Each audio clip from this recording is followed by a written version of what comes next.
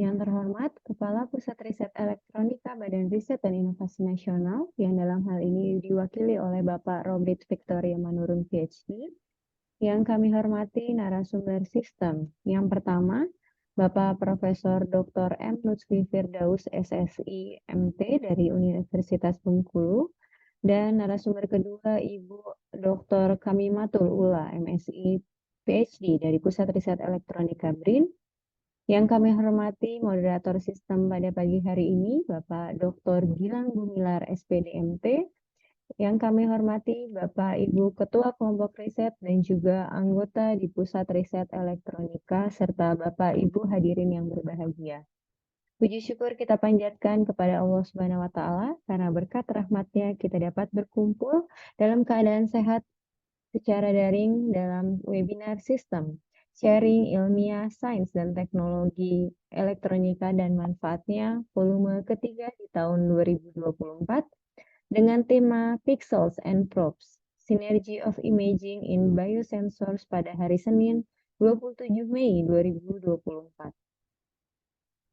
Perkenalkanlah saya Kristanti Permata VDRC, Peranata Humas BRIN kawasan Bandung yang akan memandu jalannya webinar pada pagi hari ini. Hadirin yang kami hormati, sebelum memulai kegiatan kita pada pagi hari ini, izinkanlah saya membacakan panduan sistem terlebih dahulu. Bapak Ibu dimohon untuk mematikan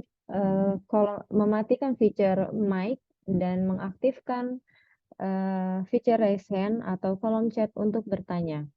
Peserta dipersilahkan untuk mengganti nama dengan nama _ asal instansi. Peserta dipersilakan untuk mengganti virtual background Zoom dengan virtual background yang telah kami sediakan. Baik Bapak Ibu, agenda kita pada pagi hari ini yang pertama akan menyanyikan lagu kebangsaan Indonesia Raya, yang kedua doa, yang ketiga sambutan dan juga pembukaan oleh Kepala Pusat Riset Elektronika, yang keempat foto bersama, selanjutnya akan dilanjutkan dengan penyampaian materi dari narasumber dan juga diskusi yang akan dipandu oleh moderator. Dan yang terakhir adalah penutup. Mengawali kegiatan sistem pada pagi hari ini, marilah kita mendengarkan lagu kebangsaan Indonesia Raya. Hadirin kami mohon untuk duduk tegap.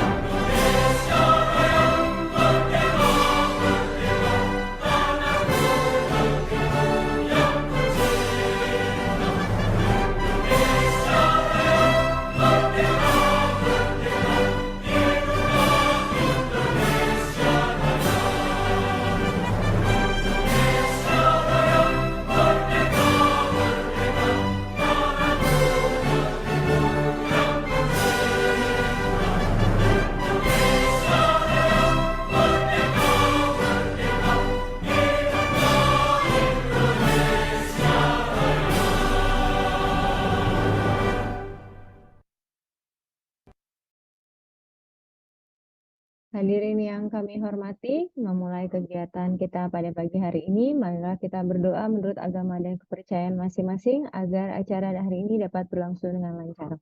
Berdoa dimulai.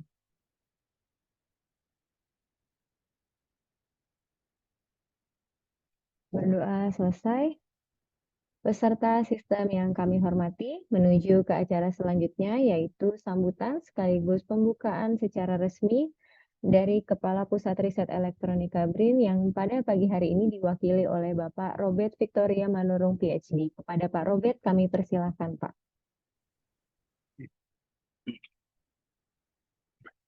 Terima kasih Mbak Kristianti. Selamat pagi Bapak Ibu rekan-rekan semua, para ketua kelompok riset di Pusat Riset Elektronika.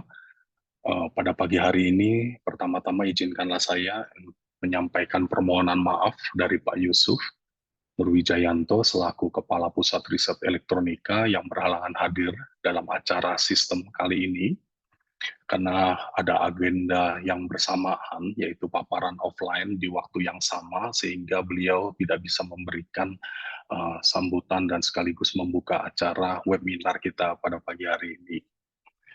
Pagi hari ini juga saya mau tujukan kepada para narasumber, terima kasih atas kesediaan sharing ilmu dan pengalamannya di dalam topik-topik yang akan disampaikan sebentar lagi. Pertama saya tujukan kepada Mbak Rini Kamimatul Ula, MSc PhD, dan juga Bapak Profesor Dr. M. Lutfi Firdaus, SSI, MSI. Sekali lagi saya atas nama Kepala Pusat Riset Elektronika mengucapkan terima kasih atas kesediaannya untuk sharing ilmu dan pengalamannya. Dan yang berikutnya adalah saya ingin mengucapkan terima kasih kepada para peserta, rekan-rekan semua yang sudah hadir pada pagi hari ini untuk partisipasi aktifnya, dan saya berharap nanti setelah paparan ada diskusi yang intens terkait sinergi topik yang dibahas pada pagi hari ini. Jadi pada pagi hari ini kita memiliki tema yaitu Pixel and Probes, sinergi dari imaging in biosensor. Jadi ini apa yang kami sampaikan dari kelompok riset bioelektronika dan biosensing. Ya, kami berharap pertemuan kali ini bisa membangun sinergi riset dan inovasi khususnya di dalam pengembangan yang ada kaitannya dengan biosensor itu sendiri. Mungkin demikian dari saya, dan dengan ini saya buka acara sharing ilmiah dan teknologi elektronika serta manfaatnya sistem volume ketiga 2024. Terima kasih. Saya kembalikan ke Mbak Kristanti. Baik, terima kasih Pak Robert atas sambutan dan juga pembukaannya. Hadirin yang kami hormati, acara selanjutnya adalah foto bersama. Kami mohon kepada Bapak Ibu yang belum menyalakan feature videonya untuk dapat menyalakan videonya terlebih dahulu. Kita memiliki, silakan Bapak Ibu jika ada yang ingin menyalakan videonya lagi. Baik, ada satu halaman ya Bapak Ibu. 1, 2, 3. Baik, terima kasih Bapak Ibu.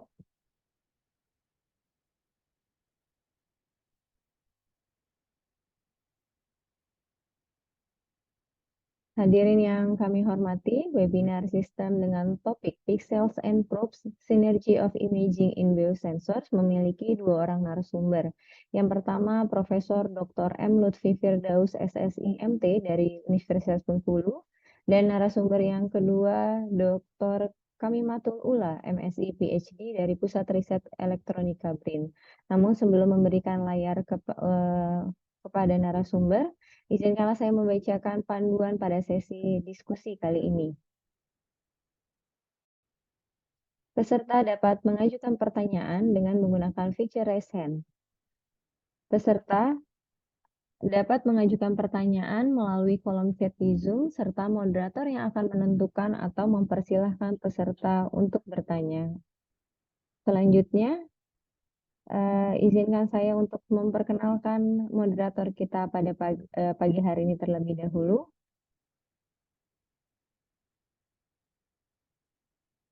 Moderator kita pada pagi hari ini yaitu Bapak Dr. Gilang Gumilang, SPD MT, seorang peneliti ahli media dari Pusat Riset Elektronika BRIN.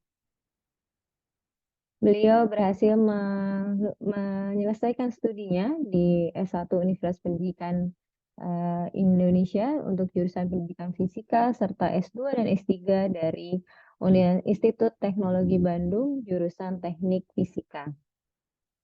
Selanjutnya, untuk memimpin jalannya paparan materi dan juga diskusi, kami serahkan kepada Bapak Gilang. Kepada Bapak Gilang, kami persilahkan. Terima kasih Ibu Kristanti. Baik, kita mulai saja mungkin untuk acara hari ini. Yang pertama saya izin share screen ya mungkin.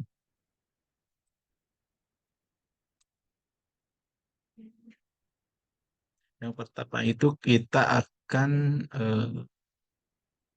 menghadirkan Dr. M. Lutfi Firdaus dengan topik Digital Image Colorimetry in Biosensing.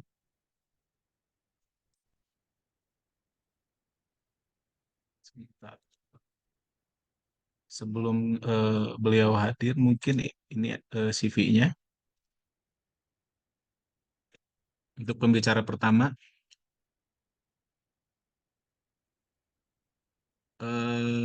beliau memiliki nama Profesor Dr. M. Lutfi Firdaus SSI MT dengan riwayat pendidikan S1 Universitas Pajajaran, kemudian S2 di Institut Teknologi Bandung, S3-nya di Kyoto University.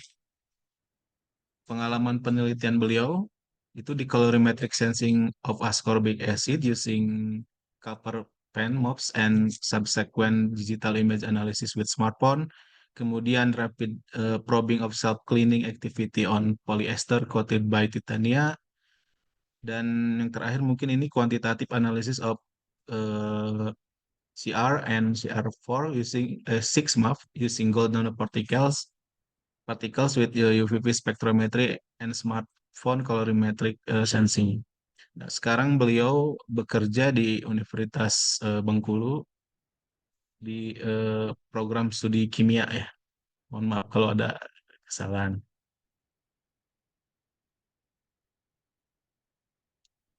Mungkin itu saja untuk kurikulum vitae-nya.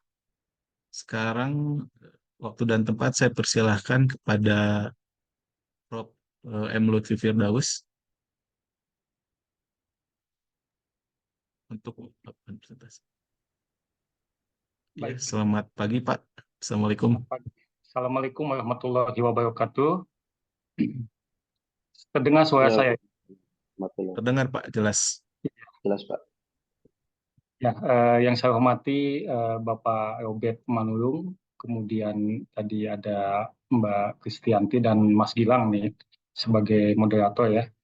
Dan Bapak Ibu semua dari BRIN, salam kenal untuk semuanya. Ini ya terima kasih untuk Mas Gilang dan rekan-rekan ya yang sudah mengundang saya sebagai salah satu pemateri pada acara sistem kali ini. Ya, dengan Mas Gilang ini sering dengar namanya saja, tapi secara offline belum pernah ketemu sekalipun ya. Iya, Pak. Ya, salam kenal untuk semua. Saya izin saya screen ya.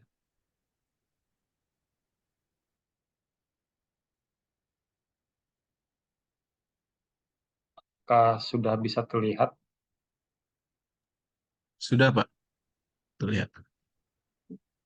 Baik, kira-kira ini berapa lama presentasinya, Mas? Ini kita sampai 10 Pak. 10. Nanti setelah itu ada sesi tanya jawab. Oke, nanti kalau kelamaan dikasih tahu aja ya. Siap, siap Pak. Ya, karena biasa kuliah 2 SKS. Baik, jadi ini topik atau judul yang ingin saya sampaikan ya, Digital Image Colorimetry in Biosensing. Jadi ya menurut saya sih ini lumayan dekat ya dengan topik kali ini, karena Digital Image Colorimetry ini diambil dari foto digital yang di situ banyak mengandung pixel ya.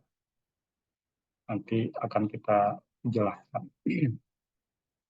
Jadi ya DIC. Nah ini yang pertama pendahuluan ya. Jadi apa itu DIC ya? Jadi ada dua kata kunci. Yang pertama colorimetry ya. Berarti ini pengukuran atau analisis kimia ya, bisa kualitatif, bisa kuantitatif, yang berdasarkan color atau warna. Kemudian kata kunci kedua di sini ada digital image. Di sini artinya ada gambar atau foto digital ya. Jadi kalau dulu kan ada foto analog ya, pakai film dan lain-lain. Nah, kalau sekarang udah sebar digital. Jadi ini salah satu teknik kolorimetri yang masih baru, yang menggunakan ya channel warna RGB. Jadi ini RGB ini salah satu pewarnaan yang paling sering digunakan, baik itu di dalam laptop atau kamera ya, dan semua yang alat yang untuk merekam digital image tadi. Selain RGB di sini banyak sebetulnya channel warna lain ya, seperti CMYK, ini ada cyan, magenta, yellow, dan black. Kemudian HSI, ini dari hue, saturasi, dan intensity. Dan seterusnya, banyak. Tapi yang paling sering digunakan, dan saya akan fokus pada presentasi kali ini di RGB, red, green, blue. Nah, otomatis di sini ya salah satu syarat utama kalau kita mau menganalisis senyawa kimia ya, ataupun apapun ya yang mau kita tentukan, kualitatif maupun kuantitatif, ya sampel tersebut harus mempunyai warna. Karena ini color ya, dari pewarnaan. Kalau tidak ada warnanya bagaimana? Apakah bisa? Ya, bisa. Jadi kita harus membuat sampel tersebut berwarna. Ya, nanti akan saya tampilkan bagaimana cara membuat suatu sampel itu berwarna ya. Jadi hampir semua sampel itu bisa ya diukur dengan DIC. Nah, jadi di sini sampel harus berwarna, kemudian nanti untuk mengambil digital image-nya kita bisa gunakan tadi ya digital kamera seperti Nikon atau Canon ya, Sony yang sudah digital semua, karena di situ ada sensor CMOS atau CCD ya yang digunakan untuk menyimpan warna atau foto tadi. Kita bisa juga sebetulnya gunakan webcam ya. Di sini bahkan bisa motion picture.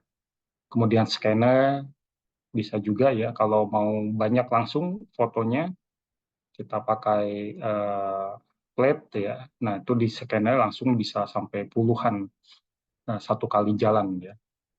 Atau ya di foto dari atas juga bisa ya. Dan yang terakhir ini bisa kita gunakan smartphone. Nah, ini yang paling sering saat ini dipakai oleh para peneliti di bidang DIC, jadi pakai smartphone. Nah, setelah itu nanti ya kita tadi ambil ya warna-warna tersebut, kemudian kita analisis, pengambilan warnanya bisa pakai Adobe Photoshop ya, kemudian pakai MATLAB. Kalau MATLAB ini kita harus buat coding dulu di situ untuk mengekstraksi warna RGB misalnya dari satu gambar. Kemudian yang paling mudah itu image J ya. Image J ini yang paling mudah, sederhana, dan kita tidak perlu buat coding lagi. Kalau Photoshop ini biasanya dalam bentuk pixel ya, dalam bentuk pixel. Nah, itu akurasi sama presisinya kurang bagus ya. Karena digeser sedikit aja kursornya itu akan berubah nilai RGB-nya. Jadi saya tidak sarankan menggunakan Photoshop ya, pakai MATLAB atau Image aja. Tapi kalau kurang paham coding, kita pakai Image ini udah include di situ. Nah, kemudian nanti kita bisa setelah dapat RGB-nya tadi, kita bisa mulai ya untuk kuantifikasi dari konsentrasi dari sampel tersebut ya. Ini juga banyak metodenya. Bisa pakai univariate, ya jadi ini variabelnya satu aja yang kita pakai, misalnya tadi red atau green atau blue ya. Itu intensitasnya dibandingkan dengan konsentrasi. Jadi nanti kita hubungkan dengan hukum Lambert-Beer ya, pada absorbansi atau intensitas transmitansi ya.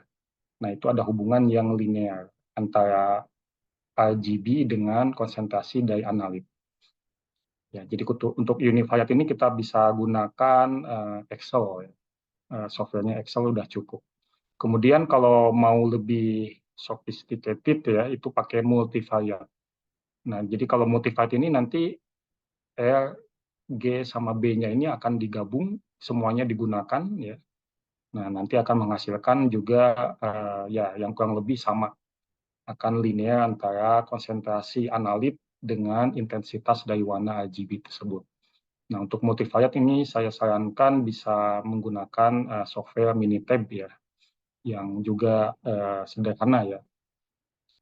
Nah, kemudian setelah itu, karena kalau kita pakai smartphone ya, di situ makin ke sini makin canggih dan semua orang punya ya, bahkan mungkin satu orang lebih dari satu ya.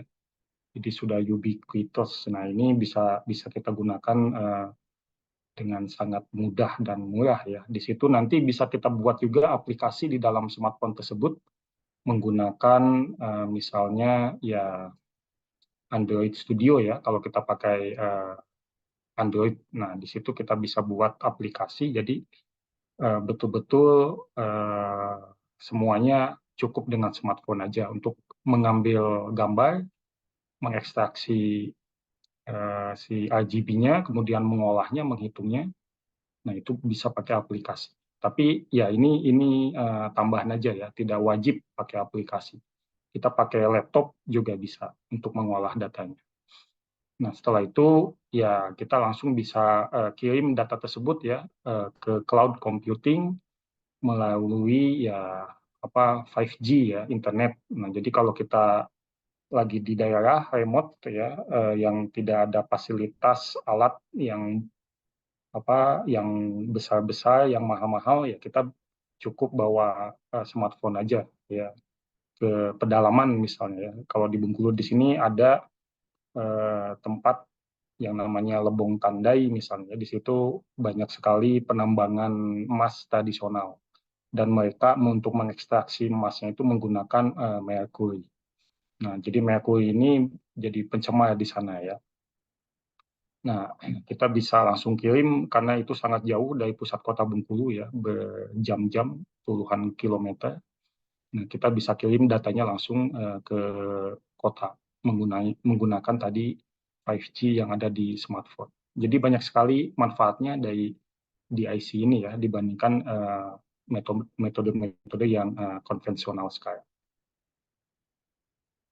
Baik, berikutnya apa itu ya kolorimetri lebih detail ya. Jadi ini merupakan bagian dari spektrofotometer ya atau spektrofotometri ya. Kalau meter ini ya alatnya ya. Kolorimeter ini alatnya. Ini saya tampilkan contoh yang paling sederhana. Di sini pakai U ya karena ini British English jadi pakai U. Tapi kebanyakan pakai American English ini tanpa U ya, jadi color dari warna. Nah, jadi kalau kita punya sampel ya, sampel yang terlihat ya itu kan merupakan warna komplementer dari yang diabsorpsinya. Nah, di situ kita tadi RGB ya, red, green, sama blue. Untuk yang sederhana ini ya dia menggunakan LED 3 warna, warna biru, hijau, dan warna merah. Jadi tidak ada bedanya sama spektrofotometer ya panjang gelombangnya hanya 3 ini. Sudah di-script ya. Kalau spektrofotometer kan dari 400 sampai 700 nanometer, kita bisa pilih panjang gelombang yang kita inginkan. Tergantung dia puncak absorpsinya di mana. Nah, kalau kolorimeter ini hanya 3 saja. Makanya dia disebut color karena ya warnanya sudah jelas, cuma 3 warna utama ini. Oke, kemudian ya misalnya ya si lautan tersebut dia warnanya biru. Itu artinya yang tampak di mata kita ya, berarti yang selain biru itu diabsorpsi oleh si sampel. Nah, itulah tadi warna komplementer. Nanti akan saya jelaskan lebih lanjut ya. Oke, nah ini sebetulnya alat ini sudah sangat lama sekali ya. Jadi pertama kali diinventaris atau ditemukan atau dibuat yaitu oleh Dubosky ya. Ini dari Prancis pada tahun 1854. Jadi sudah 170 tahun yang lalu. Kalau kita gunakan alat ini untuk publikasi di Scopus ya tentu saja tidak akan ada editor yang mau menerima ya dari alat aja udah di reject karena udah terlalu tua ya. Nah, jadi kita karena di Indonesia ini terbatas alat ya, alat terbatas, kemudian juga sumber daya dana terbatas ya, listrik juga naik turun, kadang mati mendadak. Nah, kalau kita beli alat yang mahal-mahal, sering voltasenya naik turun ya rusak yang ada ya. Kemudian AC juga harus, ruangan AC harus stabil dan seterusnya. Maka ya saya berpikir kayaknya ini cocok untuk di Indonesia ya. Jadi bagaimana dia bisa publish di Scopus ya, kita buat dalam bentuk digital tadi ya. Jadi digital image colorimetry, bukan colorimetry ini yang dipakai, tapi sudah bentuk digital pakai smartphone. Kita tidak pakai ini lagi. Oke, nah ini dasar-dasar dari tadi ya, spektrofotometer atau colorimeter ini ada hubungannya dengan spektrum atau gelombang elektromagnetik. Ya, jadi Bapak Ibu mungkin sudah paham di sini ya, kita ada 7 ya. Dari yang paling panjang gelombangnya ini yang energinya paling kecil, frekuensinya paling kecil, itu ada gelombang radio ya. Kemudian setelah itu ada microwaves, ini suka digunakan ibu-ibu untuk memanaskan sayur ya, microwave oven. Kemudian infrared di sini digunakan oleh ya untuk senyawa, analisis senyawa organik ya di FTIR. Nah, ini energinya lebih kecil ya, frekuensinya lebih kecil dibanding UV vis ya, dibanding visible, tapi dia mempunyai panjang gelombang yang lebih panjang. Kemudian, nah ini yang kita fokusnya meskipun kecil rentangnya di sini ya, tapi ini sangat bermanfaat bagi manusia karena kita hanya bisa melihat di visible ini ya, dari 400 sampai 700 nanometer. Meiji Kuhibiniu ya, mungkin ya semua tahu ya Meiji Kuhibiniu. Ini warna pelangi ya, meskipun di dalam lagu pelangi itu ya disingkat merah, kuning, hijau ya di langit yang biru. Karena kalau Meiji Kuhibiniu kasihan anak-anak ya, ini mungkin susah jadi panjang lagunya. Terus kalau dibalik dari ungu ke merah juga mungkin susah kita menyebutkannya ya. Jadi Meiji Kuhibiniu dari kanan ke kiri. Dari yang panjang gelombangnya lebih panjang. Kemudian ultraviolet, ya ini ultra ungu ya, nempel ke sini, setelah itu X-ray dan sinar gamma ya. Nah, ini dari bom atom. Kalau X-ray ini untuk ya apa, pemeriksaan tulang patah misalnya ya, di rumah sakit kita pakai X-ray, atau masuk ke bandara kita juga pakai X-ray untuk mendeteksi logam. Ya, di sini ada ionisasi, eksitasi segala macam ya. Kemudian ultraviolet ini juga digunakan dalam spektrofotometer UV vis. Nah, jadi spektrofotometer ini jadi spektrumnya ini sangat apa ya, kontinu ya, kontinu, tidak di-skip seperti lampu LED tadi ya, dari Meiji Kuhibiniu. Oke, nah jadi ada beberapa metode ya untuk membuat sampel tersebut berwarna ya. Jadi tadi untuk visible sama dengan colorimetry itu sampelnya harus berwarna. Nah, kalau sampel tersebut dia logam atau inorganik ya, maka kita harus membuatnya menjadi kompleks ya. Senyawa kompleks dengan menggunakan ligan. Nah, ini contohnya ligan ya, ada heksakuo besi 3 ya. Ini sudah berwarna tapi pucat. Nah, begitu ditambah dengan sampel yang ingin kita analisis, maka warnanya akan lebih intens muncul. Kenapa? Karena di situ terbentuk kompleks ya, ada logam pusat dan ada ligan. Jadi prosesnya eksitasi ya, eksitasi nanti pas dia kembali ke ground state akan menimbulkan warna ya, menimbulkan warna yang sesuai dengan yang kita inginkan. Jadi eksitasinya ya pakai cahaya tampak atau pakai lampu ya. Kalau di UV vis kan, kalau UV vis alatnya itu kita pakai deuterium untuk visible dan tungsten ya untuk yang visible-nya ya, deuterium untuk UV, kemudian tungsten untuk visible. Tapi kita juga bisa gunakan cahaya lampu biasa ya, LED yang warna putih. Nah, itu bisa kita gunakan kalau kita pakai DIC. Jadi kita buat mini studio sederhana ya, kita bisa buat sendiri di rumah. di situ asal ada lampunya LED warna putih itu sudah cukup ya, karena kalau tidak ada cahaya ya otomatis warna juga tidak akan muncul dari sampel tersebut. Bayangkan aja kalau malam-malam ya, malam-malam kita punya pakai jilbab atau baju warna-warni ya, terus mati lampu kan tidak terlihat semua itu warna baju ya, karena tidak ada tadi eksitasi dan apa ya dari elektron dari sampel atau kain yang kita pakai itu.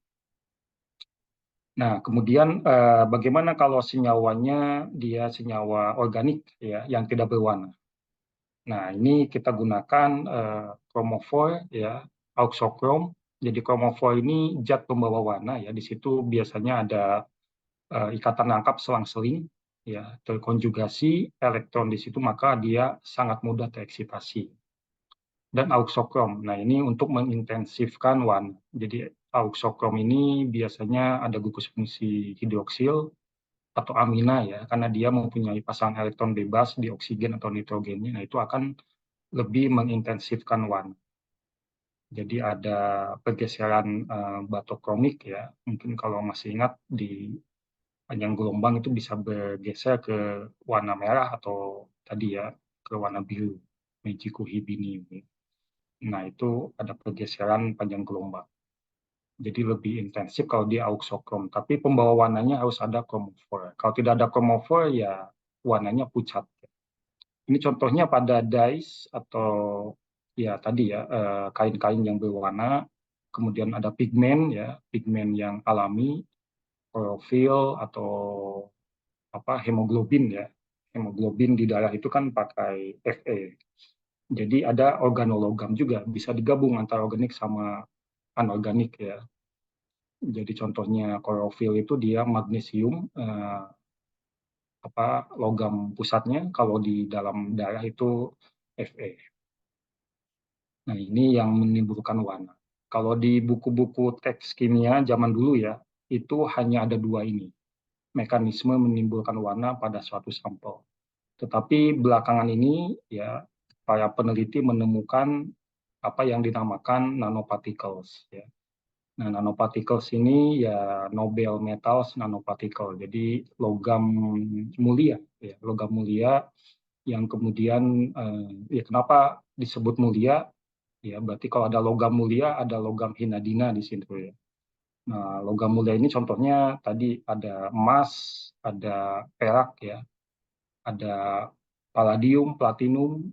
Pokoknya kalau kita ikut lomba olimpiade itu ya medalinya emas, perak ya, platina ya dan seterusnya. Kita buat kartu kredit juga ada platina ya dan seterusnya. Harusnya ada palladium di situ ya. Mungkin belum begitu hafal. Nanti mungkin kalau orang kimia yang kerja di bank harusnya ada kartu palladium. Nah, jadi ini disebut logam mulia karena dia ya sifatnya mulia ya, nggak hina-dina ya. Nah, jadi kalau mulia ini dia sangat sulit untuk teroksidasi. Ya, kenapa? Karena atmosfer saat ini di bumi ya itu banyak oksigennya. Jadi sangat mudah mengoksidasi apapun yang ada terkena dengan udara ya di alam. Nah, apa yang mudah teroksidasi ya yang hinadina tadi, contohnya besi lah ya. Fe itu Fe sangat mudah teroksidasi yang disebut dengan karat. Nah, jadi Fe itu saat ini logam hinadina ya karena dia sangat mudah teroksidasi. Kalau kita beli sepeda misalnya ya yang harganya murah ya dari besi udah berat, nah dia kalau kena hujan main ke pantai besok lusa udah karatan ya karena sangat mudah teroksidasi. Tapi kalau kita punya emas atau perak ya itu kena hujan, didiamkan di pekarangan, dihujanin apa tidak akan berkarat ya, tapi mungkin akan hilang, menguap, berubah fase ya, hilang karena digondol maling ya. Kalau emas segede sepeda itu ya susah ya, tidak akan teroksidasi tapi dia akan berubah fase, dalam arti hilang ya. Nah, jadi nanopartikel perak ini warnanya ya kuning ya sampai kuning tua ya. Kemudian tadi yang emas itu dia dari AU ya, itu dari mulai merah sampai ungu. Nah, kenapa nanopartikel ini dia bisa berwarna? Jadi mekanismenya tidak seperti ligan atau kompleks maupun kromofor auxokrom. Dia beda mekanismenya ya. Karena nanopartikel ini kita tahu dia ukurannya dari 10 sampai 100 nanometer ya. Beda dengan bulk atau emas yang biasa dipakai di ya perhiasan ya, di kalung atau gelang, cincin ya, anting itu kan warnanya kuning. Begitu dia ukurannya kecil menjadi 100 nanometer, maka dia berubah seperti ini ya. Tapi kalau emas HuCl4 di lautan sebetulnya bening ya. Jadi kenapa dia kuning? Karena konsentrasinya sangat pekat. Sama dengan perak ya. Ini perak kan warnanya silver ya. Dia warnanya ya seperti perak, putih mengkilap ya. Tapi begitu dia ukurannya 100 nanometer, dia menjadi kuning seperti ini. Jadi dia kan karena ukurannya 100 nanometer, begitu kena cahaya ya, tadi sinar tampak antara 400-700 ya, otomatis dia ukurannya jauh lebih kecil dibanding satu panjang gelombang sinar tampak tadi. Maka akan ada yang namanya surface plasmon resonance ya, fenomena SPR. Nah ini Mas Gilang ini jagonya SPR ya. Ini luar biasa, tapi di sini agak beda ya, bukan alat, tapi ini fenomena yang ada di alam pada nanopartikel ya. Tapi ya prinsipnya sama. Si nanopartikel ini dia kalau terkena gelombang elektromagnetik ya, dia akan terprotonasi, bukan terprotonasi, jadi terkutubkan ya, antara positif dan negatifnya dia akan terkutubkan. Yang positif dia akan ya ini misalnya ya, dia akan di atas, yang negatif akan di bawah. Tapi ini bukan ion ya, ini masih dalam bentuk atom, cuma ukurannya kecil. Jadi koloid ini ya, ini bukan larutan. Kalau larutan kan terionisasi, ini koloid. Tapi karena saking kecil ukuran partikelnya ya tidak tampak ya. Tapi dia bukan larutan. Nah, jadi terpolarisasi, terkutubkan. Nah, maka akan sangat mudah elektron di sini ya itu tereksitasi dengan adanya sinar tampak. Nah, inilah yang kemudian menimbulkan warna dari nanopartikel tersebut. Karena ukurannya sangat kecil. Begitu dia teragregasi ya, mengumpul lagi ukurannya besar, maka warna ini akan hilang. Ya, nah atau dia terionisasi juga akan hilang. Nanti akan kita lihat mekanisme reaksi analisis kuantitatif pada nanopartikel ini. Oke, nah sebetulnya manfaat dari smartphone ini sangat banyak ya. Selain kolorimetri yang akan kita bahas hari ini, ya ada juga dia fluoresensi. Kemudian ada juga bio atau chemiluminescence dan bisa juga scattering ya. Jadi kalau fluoresensi ini dia menyerap energi pada UV biasanya ya atau visible, kemudian dia memancarkan energi tersebut pada panjang gelombang yang lebih panjang di visible ya. Contohnya batu akik ya. Batu akik itu ada kalau dia pada kalau siang ya atau terang dia tidak memendarakan cahaya, tapi begitu lampu dimatikan malam dia akan memendarakan cahaya. Nah ini contoh dari fluoresensi. Nah kalau chemi atau bioluminescence ini akibat dari reaksi kimia. Contohnya kunang-kunang ya, mata berkunang-kunang. Nah atau ya fireflies. Maaf Pak, 5 menit lagi waktunya. Nanti Oke, setelah itu nah, kita tanya jawab. iya. Ya. Jadi ya ini untuk kunang-kunang ya scattering ini semua bisa dianalisis pakai DIC tadi ya. Tapi kita fokus di kolorimetri saja. Ini jumlah artikel saat ini di Scopus ya ini kita masukkan DIC sangat banyak yang ya sangat signifikan belakangan ini. Tapi kalau dilihat jumlah sih masih kecil. Jadi perkembangannya akan makin tinggi ke sananya. Dan yang paling banyak ini US dan China ya, makanya mereka menjadi negara maju karena banyak meneliti, banyak publikasi di Scopus. Untuk medisin ini masih sedikit ya, jadi sangat banyak kemungkinannya. Nah ini contoh untuk beberapa artikel yang saya tampilkan ya. ini ada sibutramine. Jadi ini biasa ditambahkan ke dalam obat ya, tetapi ya sekarang sudah dilarang karena dia menyebabkan penyakit. Nah, dia dianalisis pakai nanopartikel mass ya, terbentuk agregasi sehingga warnanya berubah. Nah, perubahan warna ini yang kemudian di-capture oleh kamera digital ya. Nah, ini ukurannya kecil, masih nanopartikel, begitu dia agregasi ya, ukurannya udah membesar, dia berubah warna. Inilah perubahan warnanya yang kemudian kita tangkap. Contoh lain, ini vancomycin ya. Nah, ini salah satu antibiotik ya, juga, tapi dia metode analisisnya, pewarnaannya menggunakan kompleks ya, pakai Cu2+, sehingga dia berubah menjadi mempunyai warna biru. Kemudian direkam oleh digital kamera, nanti ada yang korelasi yang linear antara intensitas dari RGB dengan konsentrasi dibandingkan dengan spektrofotometer UV-Vis untuk mengukur tadi si akurasinya. Nah, ini beberapa metode untuk membuat nanoparticles, green chemistry, ya untuk emas atau perak. Jadi bottom up approach ini secara kimia ya, kita sintesis dari kecil ke ya reduksi atau oksidasi. Kalau secara fisika kan dari emas dipotong-potong jadi kecil ukurannya nanopartikel. Pakai ekstrak buah ya jicama ya ini. Nah, ini bisa kita membuat nanopartikel perak. Kemudian digunakan aplikasinya untuk mendeteksi logam berat merkuri tadi ya. Dari berwarna menjadi tidak berwarna karena ada proses reduksi oksidasi, kemudian perubahan warnanya ini yang kemudian kita tangkap dengan digital kamera atau pakai smartphone. Nah, ini saya lewat saja ya. Ini mekanisme yang terjadi. Nah, biasanya untuk merkuri ini kita pakai ICP mask ya, dan seterusnya yang sangat mahal. Atau untuk organik pakai HPLC GCMS ya, sudah mahal, dia repot lagi ya pakainya.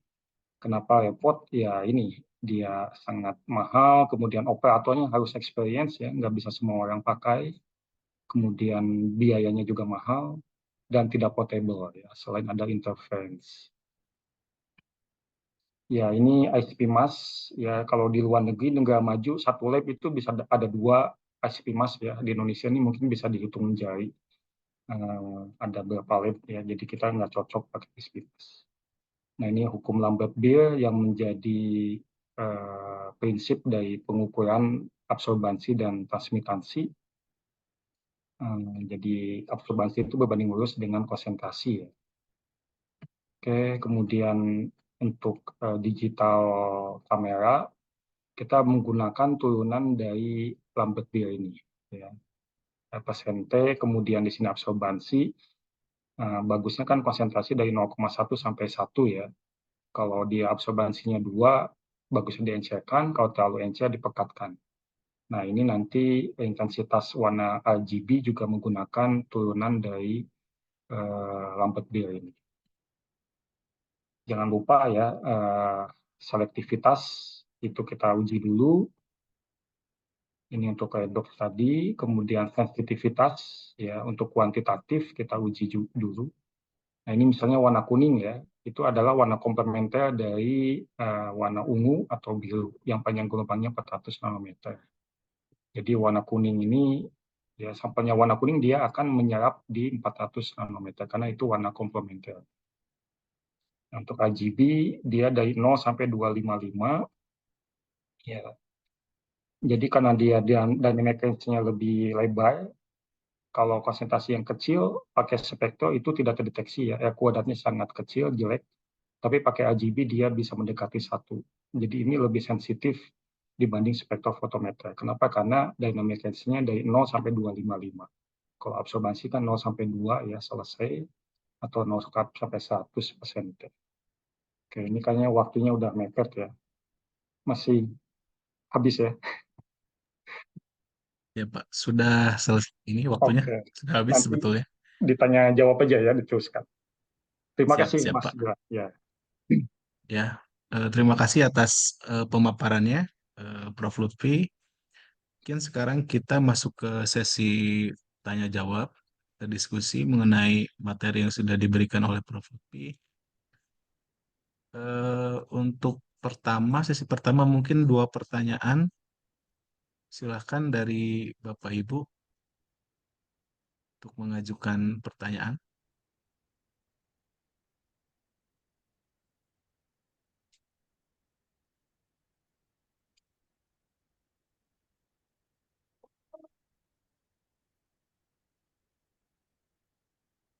Belum ada. Oke, kalau begitu mungkin dari saya saja, Pak. ya, Yang siap. pertama, eh, itu dalam proses kalibrasinya, Pak. Ya, Apakah eh, kita perlu menormalisasi cahaya dari lingkungan dulu atau tidak, Pak? ya, Untuk apa ya? kalibrasi ya. Ya, Ya, jadi dengan kualitas smartphone saat ini ya, yang sudah bagus-bagus, tapi harganya murah ya, itu semua bisa dipakai. Jangan yang bulat sekali zaman dulu ya. Tapi sekarang kayaknya rata-rata sudah bagus. Megapikselnya sudah tinggi ya, memorinya sudah besar, sensornya juga udah lumayan. Nah, semua bisa dipakai. Tidak mesti harus iPhone yang mahal-mahal ya. Nah, dengan catatan tadi antara standar sama sampel itu difoto pada satu file yang sama. Jadi kita bandingkan standar dan sampel itu langsung pada kondisi pencahayaan yang sama. Nah, saya biasanya menggunakan tadi Mini Studio ya. Jadi di situ tadi ya bisa dibuat pakai lampu LED warna putih biasa, kemudian di situ pakai kuvet dijajarkan ya, difoto menjadi satu file antara sampel dan eh, standar. Jadi seperti itu sudah cukup untuk menghilangkan noise-noise dari lampu pencahayaan ya. Yang penting HP-nya sama yang dipakai, kemudian standar dan sampel difoto pada file yang sama. Meskipun tanpa Mini Studio itu bisa sebetulnya. Tapi kalau mau lebih bagus, akurasi presisinya pakai Mini Studio lebih bagus lagi. baik, Pak. Ya, itu. Kemudian dari chatroom nih ada dari Bapak Alan Muhajir. Beliau dari PT Expand. Apakah pengambilan gambarnya perlu pencahayaan khusus atau bisa dengan ambience aja gitu? Mungkin masih nyambung dengan yang tadi ya, Pak. Ya, betul. Pakai ambience bisa, asal tadi dia difoto pada file yang sama ya. Jadi noise akan saling meniadakan, resultannya nanti jadi bagus. Terus sampel tersebut jangan disimpan di apa tabung reaksi ya atau alat untuk centrifuge biasanya seperti itu ya. Karena itu kan dia permukaannya bundar ya silinder. Itu kurang bagus. Jadi pakai kuvet yang permukaannya harus datar. Makanya spektrofotometer itu dia pakai kuvet ternyata di situ ya. Pernah saya bandingkan dulu pakai tabung reaksi itu kurang bagus hasilnya. Jadi harus datar. Ambience light bisa. Yang penting jangan kurang warna ya, kurang cahaya. Yang penting cahayanya terang cukup. Terus di belakangnya pas kasih kertas A4 warna putih ya. Nah, biar tidak mengganggu pas ekstraksi RGB-nya nanti.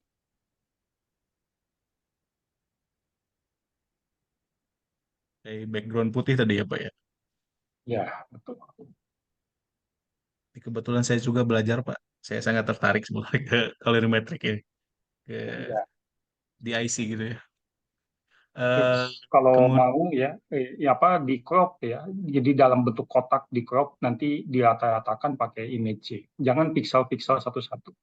Itu tadi presisi akurasinya jadi jelek.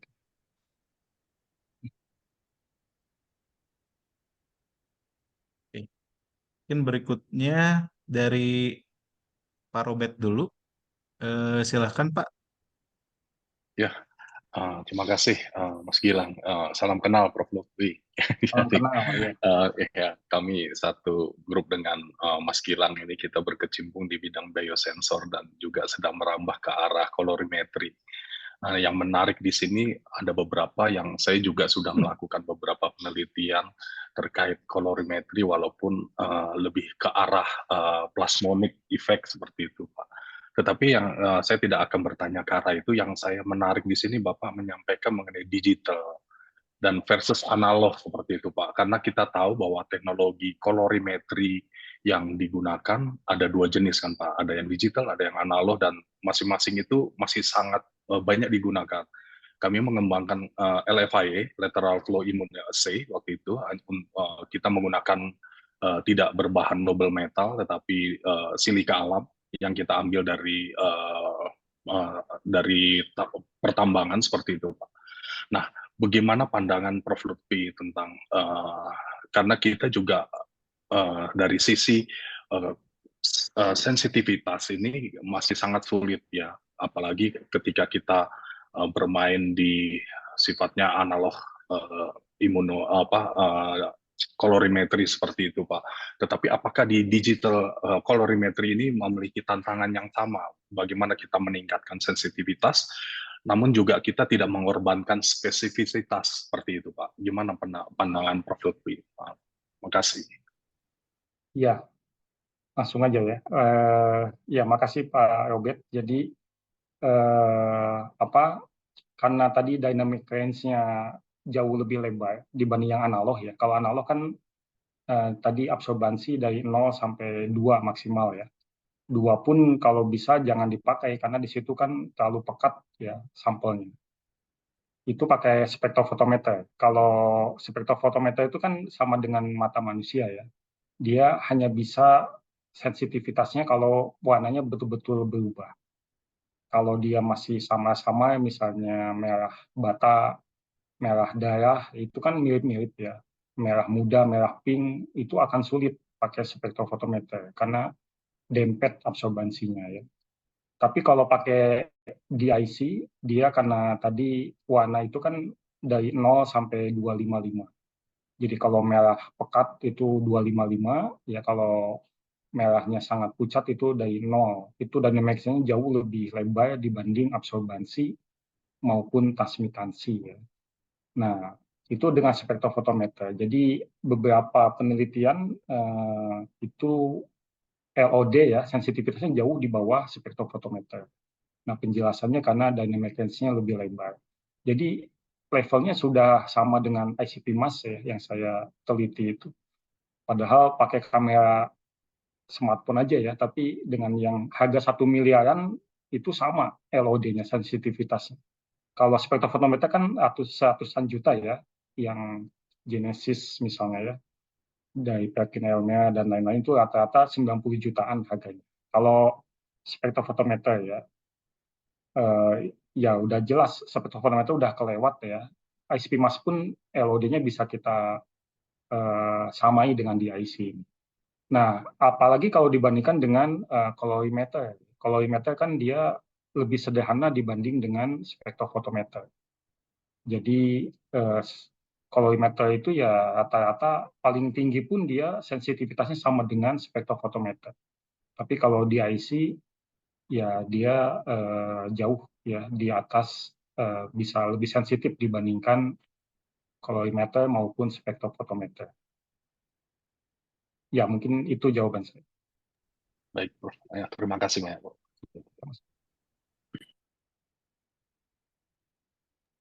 Oke, terima kasih Pak Robert. Mungkin berikutnya nih ada dari chatroom dari saudara Bapak Muhandi Sidik. Eh, Kata beliau ini menggunakan software apa Pak gitu? Apakah software khusus selain tadi mungkinnya ada Photoshop, kemudian MATLAB, Imagy gitu? Ya, Ya, silakan Pak. softwarenya tadi untuk mengekstraksi itu jadi ada dua ya, pakai ekstraksi warnanya pakai image J. Nah, itu image J ini ya sederhana ya, tidak terlalu berat dibanding MATLAB atau Photoshop. Jadi saya sarankan pakai Image aja untuk mengekstraksi warna, dan dia sudah bisa dalam bentuk croppingan warna ya, bukan pixel. Jadi rata-rata yang diambil. Kemudian setelah itu kalau pakai multivariate ya, analisisnya pengolahan data lebih lanjut, maka pakai Minitab. Nah, jadi cukup 2 software itu tambahan yang kita install di laptop ya, Image sama Minitab. Yang lain Excel dan lain-lain itu kan sudah ada ya, atau Origin ya untuk tampilan grafik biar bagus untuk publikasi pakai Origin itu sudah biasa dipakai. Baik. Kemudian berikutnya masih ada pertanyaan lagi. Ini materi nanti saya upload ya ke chatroom ya. Kalau tidak ada mungkin dari saya Pak satu lagi. Ya, boleh. Ini kan datanya kita peroleh intensitas RGB-nya itu melalui Imagy ya Pak. Ya. Itu untuk collecting data dari Imagy ke Excel-nya itu apakah ada eh, proses khusus sehingga dia bisa otomatis atau manual saja Pak sampai saat Selama ini? ini selama ini sih manual ya, Oke, manual aja di copy oke, paste berapa RGB-nya. oke. Kalau dibuat otomatis memungkinkan nggak ya Pak? Tadi kan pakai Android Studio gitu ya, Oh ya, bisa. pakai Jadi MATLAB. pakai Android Ya, Studio itu dia tidak pakai image ya. Jadi ya. dilewat, image-nya dilewat. Dia di codingnya memang Hmm, oke. dari foto yang diambil, dia cropping, kemudian dia langsung ekstraksi, RGB-nya berapa, kemudian ada kurva kalibrasi dimasukkan ke situ juga, dia langsung keluar nilai konsentrasi dari sampel tersebut. Jadi hanya pakai Android Studio, tapi ya banyak codingan juga di dalamnya. Baik, Pak. Kemudian ini berarti sangat memungkinkan ya Pak untuk kita memprediksi misalnya berapa konsentrasi yang kita deteksi gitu dalam sampel limbah misalnya tadi, limbah air sungai atau limbah pabrik gitu dengan Ya, menggunakan metode jadi ini. analitnya dulu apa ya? Kalau dalam limbah tadi kan misalnya merkuri ya. Merkuri kan kalau larut dia bening ya. Jadi limbah itu dari sungai apalagi yang butek ya bahasa Sundanya tuh kan coklat. Nah, itu harus otomatis harus kita Ya, saring dulu. Kita saring sampai bening. Setelah itu baru kan merkurinya masih ada di situ.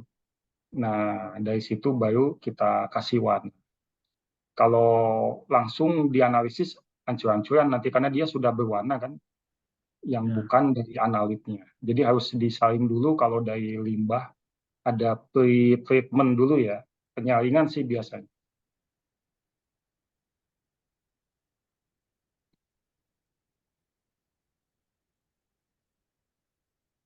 Oke, baik Pak, mungkin waktunya sudah habis juga untuk materi nanti eh, diupload ya melalui chatroom atau bisa melalui WA saya Pak, nanti saya kirimkan Siap, pakai W aja ke lebih mudah ya. chat grup ini.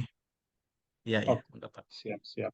Eh, ya, terima kasih Bapak atas kesempatannya. Jadi materi ini sangat menarik gitu ya. Sebetulnya apalagi ke depan mungkin kita akan menghadapi berbagai macam penyakit aneh-aneh lagi ya selain COVID gitu. Jadi harapannya dengan metode DIC ini proses deteksi atau monitoring penyakit itu justru lebih cepat begitu ya. Apalagi kalau misalnya DIC ini teknologinya sudah terintegrasi pada smartphone dan semua orang bisa mengaksesnya gitu dengan mudah. Nah, dari segi pembuat policy juga mungkin dari pemerintah itu untuk memetakannya lebih mudah gitu apabila semua orang sudah memiliki teknologi ini dalam smartphone mereka. Iya, betul, betul. Oke, terima kasih Bapak atas waktu dan kesempatannya. Ilmunya sangat bermanfaat sekali gitu, terutama buat saya. Siap. Mudah-mudahan eh, kita bisa berdiskusi lagi gitu ya Pak untuk melakukan kolaborasi. Terima kasih. Assalamualaikum warahmatullahi wabarakatuh. Waalaikumsalam warahmatullahi Baik, berikutnya kita langsung pada pemateri yang kedua yang akan dibawakan oleh dokter eh, dokter ini Hamimatul Ula, MSc PhD. Beliau merupakan peneliti ahli muda di Pusat Riset Elektronika BRIN. Kemudian riwayat pendidikannya S1-nya dari Universitas Negeri Surabaya, kemudian S2-nya di Institut Teknologi 10 November, S3-nya di Kanazawa University. Beliau bergelut dalam bidang imaging juga dengan masalah profiling ya.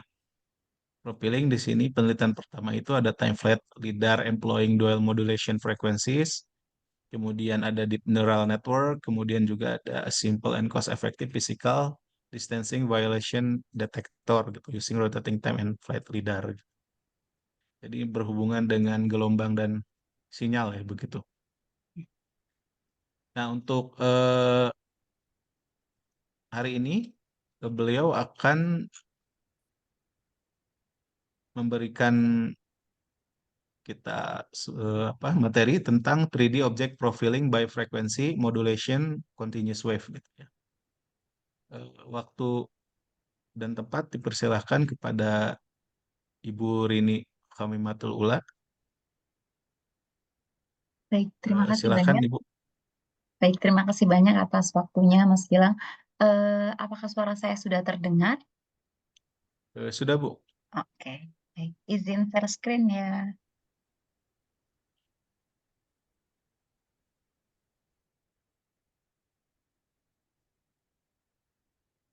Sudah terlihat screen saya?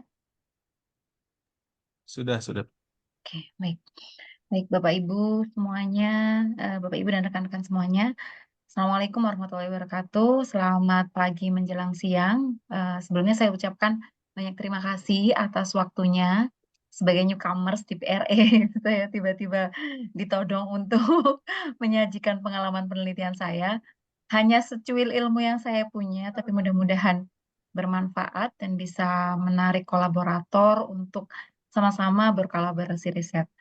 Rasanya kalau nggak ada pantun itu kurang mantep gitu ya Mas Gilang ya. Jadi mohon izin berpantun sedikit. Pohon beringin juga erosi, rumah kuat karena pondasi. Mohon izin memulai presentasi, moga dapat memberi esensi. Baik, Bapak Ibu, pagi menjelang siang ini izinkan saya untuk menyampaikan sedikit hasil penelitian saya, yaitu tentang Accurate 3D Object Profiling by FMCW, Frequency Modulation Continuous Wave, Optical Ranging System using VCSEL. VCSEL ini adalah salah satu jenis laser. Kenapa menggunakan VCSEL? Karena satu, dia berukuran kecil, dan VCSEL ini sudah banyak digunakan oleh beberapa ponsel seperti iPhone untuk mengenali warna retina mata seperti itu. Jadi ini bukan lagi teknologi yang belum kenal sama sekali, hanya saja pemanfaatannya kami gunakan untuk 3D object profiling. Outline presentasi saya pagi ini yaitu seperti biasa, ada sedikit alasan kenapa saya memilih topik ini atau kenapa saya memilih riset ini, dan riset saya pun bukan awal banget, tapi di beberapa peneliti terdahulu sudah banyak dilakukan, namun aplikasinya berbeda gitu. Lalu tujuan penelitiannya apa, eksperimen stage yang sudah saya lalui, nanti saya mengenalkan sedikit tentang FMCW Optical Ranging System dan aplikasinya untuk reflektometri. Fokus kami adalah untuk reflektometri, dan di hasilnya nanti bisa dilihat berapa spatial resolution-nya, berapa akurasinya. Lalu kami fokus kepada spatial resolution, akurasi, sama waktu screeningnya gitu. Itu yang jadi masalah di kami adalah karena berdasarkan pengalaman, kalau misalkan waktu screeningnya itu cepat, maka gambar yang ditampilkan itu kurang jelas gitu. Namun kalau waktu screeningnya itu lumayan lama, gambarnya akan bagus dan sama seperti gambar aslinya. Itu adalah challenge buat kami, sehingga nanti di akhir akan kami sampaikan berapa sih komposisinya, termasuk frekuensi modulationnya itu harus berapa, kemudian berapa FFT yang harus digunakan gitu. Mudah-mudahan tidak bosan menyimaknya. Oke, sedikit memperkenalkan basicnya. Jadi hasil riset ini selain bisa digunakan untuk industri, bisa juga digunakan untuk kesehatan. Kalau untuk industri, seperti biasa kita tahu bahwa setiap komponen itu kan kadang ada terdiri dari komponen yang kecil-kecil ya Bapak Ibu ya. Oke, komponen yang kecil-kecil seperti ini selama ini kalau di industri yang sudah berjalan ada sebagian yang sudah menggunakan kamera, ada juga yang masih menggunakan mata manusia. Nah, kalau menggunakan teknologi mata manusia ini mungkin memang kalau sudah terbiasa seperti mesin, mereka mengenali bahwa oh komponen yang ada harusnya ini ABCDE kemudian jaraknya sekian. Namun tetap saja masih ada kekurangan, masih ada kesalahan. Sehingga dengan teknologi yang kami kembangkan ini, kami berharap bahwa komponen-komponen yang disusun itu lebih akurat tempatnya, kemudian posisinya lebih pas gitu, sehingga kalau misalkan dimanfaatkan untuk industri otomotif maupun industri elektronik itu bisa menghasilkan keuntungan yang berlebih. Dan apalagi kalau untuk safety ya, misalkan untuk otomotif misalkan, kalau salah menaruh komponen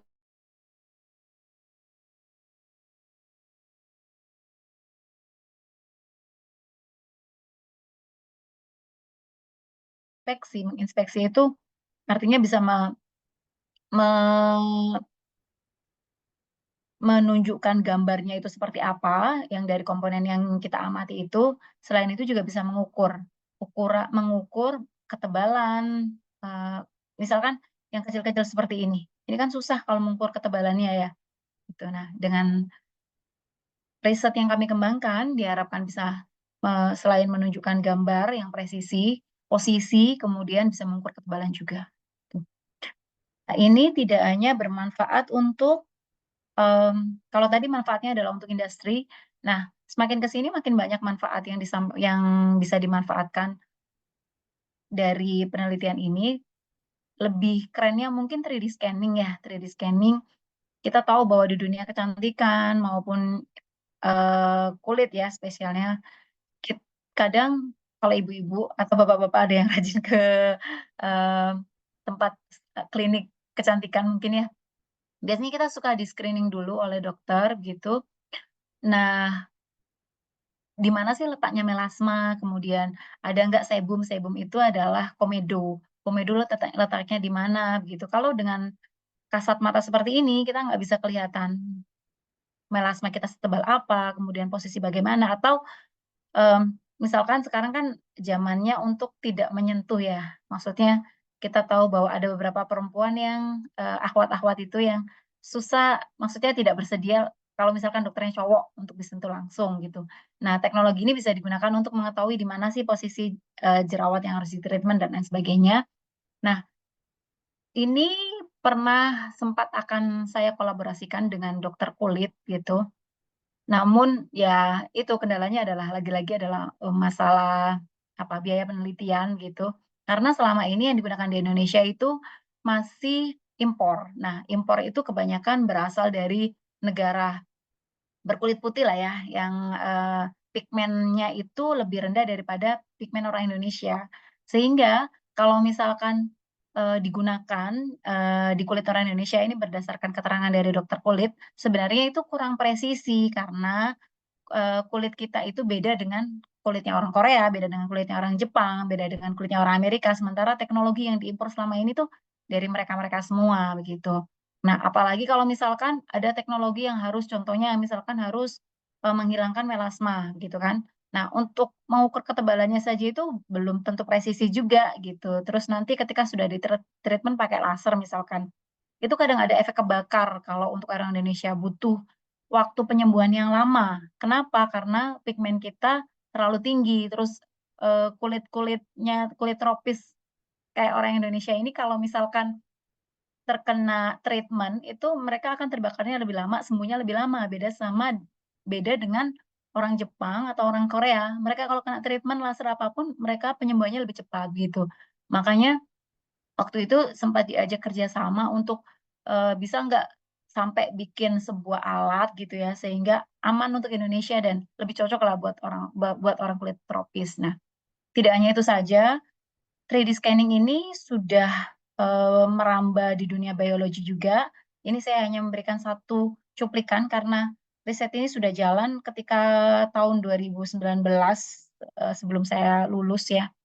Jadi waktu itu kami mengambil kulit sayuran, kulit kol ya, bagian dari kol gitu. Di kol itu kan biasanya ada struktur-strukturnya ya, garis dari daunnya gitu. Nah, kalau diamati itu bisa menunjukkan garis daunnya yang lebih detail seperti apa, kurang lebih seperti ini gitu. Nah, tidak hanya menunjukkan struktur daripada daun, strukturnya daripada apa ini namanya, urat daunnya, kalau saya menyebutnya gampang seperti itu, kita juga bisa mengukur ketebalan dari daun itu berapa gitu. Nah, seperti ini bagian yang di sini ini tidak lebih tebal daripada bagian yang di tengah gitu. Nah, mudah-mudahan teknologi ini tidak terbatas untuk kulit atau untuk industri yang tadi saya sampaikan untuk otomotif dan elektronik, tapi mungkin bisa dimanfaatkan juga untuk arkeolog, misalkan tulang untuk mengukur mungkin kalau tulang yang udah lama dengan yang masih baru atau apa itu namanya, untuk penelitian mengetahui fosil-fosil purba bisa dimanfaatkan di situ juga. Oke. Nah, ini adalah previous risetnya. Saya tidak perlu terlalu panjang untuk menjelaskan ini. Jadi sebelum saya sudah ada penelitian, mereka menggunakan frekuensi modulation sebesar 500 Hz untuk mengamati area sebesar 201 kali 201 points. Ini profesor saya sendiri, namun masih butuh waktu sekitar 84 detik gitu, cukup lama untuk area sebesar 201 kali 201 points dengan spatial resolusi sebesar 0,9 mm. Oke, nah yang kita mau yang seperti apa? Yang kita mau adalah yang memiliki waktu pengukuran yang singkat, kemudian memiliki akurasi yang cukup tinggi, dan spatial resolusinya juga tinggi. Selain itu, kita menginginkan objek yang kita profilingkan itu jelas, sama seperti aslinya gitu. Nah, untuk riset saya ini baru sampai untuk pengamatan koin dari uang 100 yen, bahannya yaitu dari logam tentunya.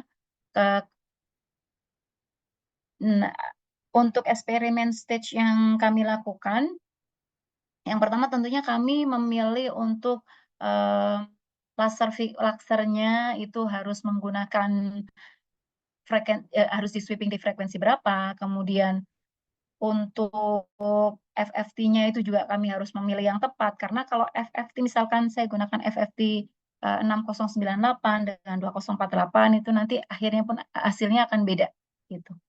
Nah, di akhir kami akhirnya menggunakan filtering. Filtering ini berfungsi untuk menghilangkan noise-noise yang ada pada hasil imaging yang kita dapatkan. Nah, kenapa sih menggunakan FMCW? Sebenarnya untuk optical ranging system ini memiliki banyak jenis, yaitu time of flight, FMCW, dan low coherence interferometry. Nah, time of flight ini yang sering digunakan untuk LIDAR. Kenapa?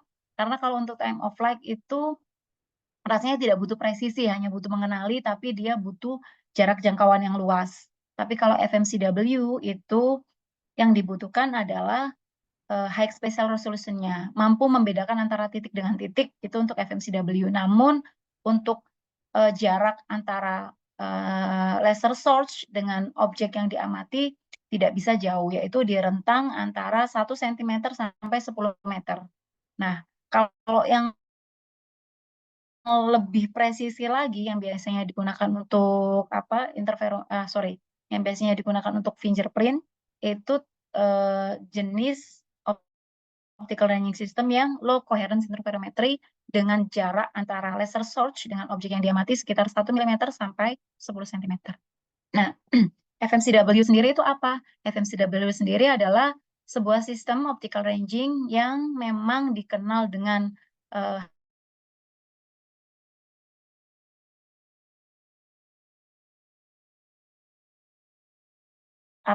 konfigurasi sederhananya seperti gambar nomor 3 yang terdiri dari frekuensi swab laser source satu saja, lalu ada dua lengan. Dua lengan ini terdiri dari lengan reference dan lengan reflektan.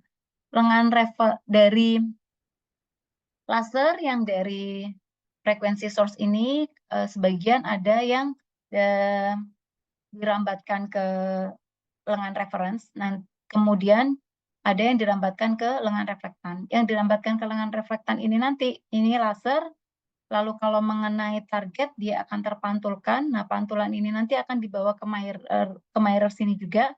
Nanti interferensi antara pantulan laser dari reference dan reflected ini akan berinterferensi, lalu diolah oleh fotodetektor, sehingga yang tampak dari monitor kita itu adalah sudah spektrum. Nah, spektrum ini nanti dengan spektrumnya ini nanti akan wujudnya keluarannya itu sebenarnya berupa Excel. Nah, dari Excel nanti akan di-image-kan dengan menggunakan, kebetulan kami menggunakan Airgraph gitu, softwarenya.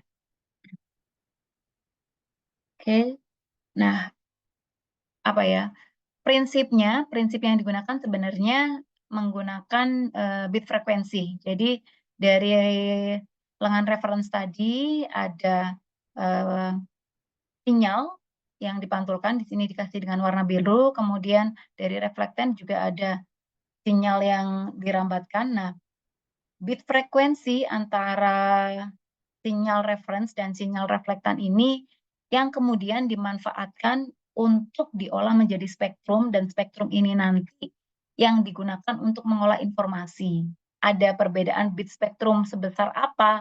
Nah, perbedaan bit spektrum atau frekuensi bit spektrumnya itu bisa dihitung dengan menggunakan persamaan 2.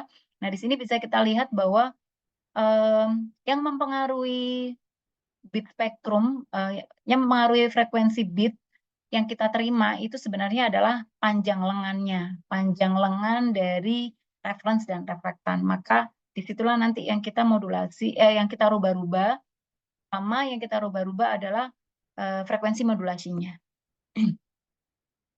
Nah, kalau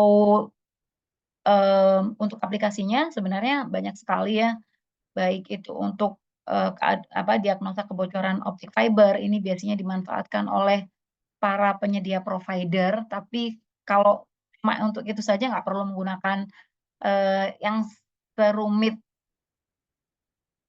konfigurasi yang saya sampaikan tadi, cukup menggunakan alat untuk mendeteksi kebocoran cahaya di fiber laser saja. Lalu bisa juga untuk bisa juga untuk OCT. OCT ini yang sudah pernah saya lakukan, namun baru sampai di titik mengenali spesial resolusinya saja, gitu. Belum sampai belum sampai prototipenya belum ready betul gitu. Butuh adanya dana yang lumayan cukup besar untuk bisa menciptakan alat ini. Lalu manfaatnya juga bisa digunakan untuk 3D laser profiling, bisa untuk finger trip. Nah, ini juga lumayan bisa dimanfaatkan sebenarnya. Jadi saya sempat diskusi dengan dokter mata gitu. Hal yang paling mengagetkan adalah ternyata kalau misalkan kita nih lagi naik motor ya, kemudian nggak sadar gitu ada barang asing yang masuk ke mata kita, dan itu kalau mengenai bagian mata yang vital itu bisa menyebabkan kematian, karena pernah ada kejadian, jadi orang ini hanya, bahasa Jawanya itu kelilipan ya, hanya kelilipan, tapi setelah itu dalam beberapa jam kok dia meninggal gitu. Nah, ini ada apa? Ternyata dari benda asing, pasir atau apapun yang masuk ke dalam mata, dan jika penanggulangannya itu tidak cepat, maka itu bisa menyebabkan kematian. Nah, padahal teknologi yang ada sekarang yang bisa dimanfaatkan untuk deteksi cacat mata pada retina atau benda asing dalam retina itu cukup mahal ya, karena impor dan hanya ada di rumah sakit spesialis mata gitu. Rencananya kami waktu itu pengen ya teknologi ini dikembangkan, karena setelah saya paparkan teknologinya begini-begini, mereka tertarik untuk memanfaatkan hasil riset saya ini untuk deteksi cacat mata pada retina gitu. Nah, ini sistem konfigurasi atau setup eksperimen yang kami gunakan. Bapak Ibu bisa melihat sendiri. Jadi di sini sebenarnya saya di sini awalnya mengcompare kenapa akhirnya memutuskan untuk memilih VIXEL. Jadi awalnya menggunakan laser diode dulu, laser diode dengan panjang gelombang 1310 yang dirambatkan di fiber coupler 1, fiber coupler 2, kemudian dari fiber coupler 2 ini ada sebagian yang dikenakan ke target. Nah, dari target di sini, nah di sini ada galvanometer. Galvanometer inilah yang memiliki fungsi yang ibaratnya begitu dia cukup vital karena dia nanti dari laser yang jatuh ke target ini akan dipantulkan ke galvanometer. Nah, sudutnya pun akan berpengaruh. Kecepatan dari gerakan galvanometer ini pun akan berpengaruh.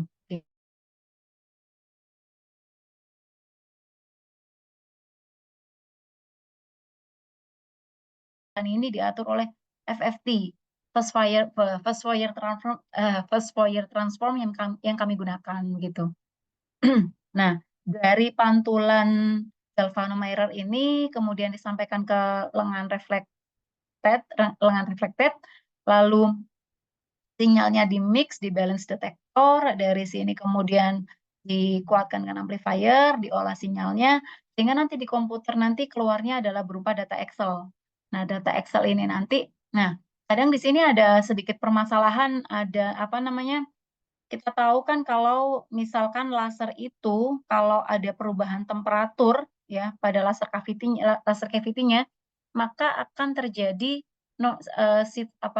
fenomena non-linearity. Nah, fenomena non-linearity ini yang kami minimalisasikan, belum sampai dapat menghilangkan benar, tapi masih meminimalisasikan saja dengan menggunakan auxiliary interferometer, sehingga dari sini bisa sedikit apa ya, seperti filter lah, seperti mengurangi non-linearitas sehingga data yang ditampilkan di sini tidak begitu banyak kendala. Ini saya skip aja. Oke, langsung result saja. Jadi seperti yang saya sampaikan tadi, kami menggunakan 2 jenis laser, yaitu laser DFB laser dan VIXEL. Awalnya kami menggunakan panjang gelombang yang sama untuk mengetahui mana sih yang lebih efektif. Nah, dari sini ternyata kami ketahui bahwa menggunakan VIXEL itu memiliki spasial resolusi yang lebih tinggi dibanding menggunakan DFB laser. Berapa efisiensinya? Efisiensinya sekitar 38 kali dibandingkan dengan DFB laser. Lalu ada lagi alasan selanjutnya kenapa menggunakan VIXEL, yaitu VIXEL ini memiliki FWHM sebesar 422 mikrometer. Ini jauh lebih kecil daripada DFB laser, sehingga kalau ada titik yang sangat rapat, VIXEL ini lebih bagus membedakan dibandingkan menggunakan DFB laser. Ini dengan panjang gelombang laser yang sama, yaitu di 1310. Kemudian ini kenapa kami juga akhirnya memilih VIXEL, karena di VIXEL memiliki standar deviasi yang cukup tinggi, yaitu sebesar standar deviasinya itu kecil, yaitu sebesar 2,7 mikrometer dibanding dengan DFB laser. Kalau standar deviasinya ini kecil, maka kesalahan untuk mengenali atau membedakan adanya dua titik yang berdekatan itu VIXEL ini lebih bagus mengenali dibandingkan DFB laser gitu. Nah, ini cuman kalau yang ini adalah untuk mengecek bagaimana kalau misalkan objek itu kami pindah-pindah, kami geser gitu ya. Objek kami geser, waktu itu kami geser sampai sejauh 16,5. Nah, walaupun kami geser, misalkan dalam waktu pengamatan itu kami geser, itu masih performanya masih bagus gitu. Nah, kalau yang ini adalah, nah ini tujuan kami sebenarnya adalah untuk mengetahui mana sih yang lebih cepat gitu ya, mana yang lebih cepat ketika menggunakan kalau saya menyebutnya gelombang simetris sama gelombang asimetris gitu aja ya. Kalau gelombang simetris itu dalam pengertian saya, jadi waktu antara data acquisition sama waktu untuk FFT itu disamakan gitu. Di sini kami menyebutnya without optimizing timing gitu. Sama kami bandingkan dengan yang kami optimasi. Nah, kalau yang tanpa optimasi, waktunya tanpa optimasi itu untuk memprofilkan objek dengan luasan 201 kali 201 poin dengan FFT Bu Rini, 4096. Ya, ya. mungkin 4 menit lagi Oke, waktunya. siap. Ya. Selesai. Membutuhkan waktu 42 second. Tapi kalau menggunakan yang dengan optimasi, itu kami hanya butuh waktu sekitar,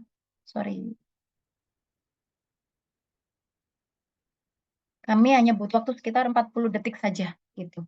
Frekuensi modulasinya di 2 kHz gitu.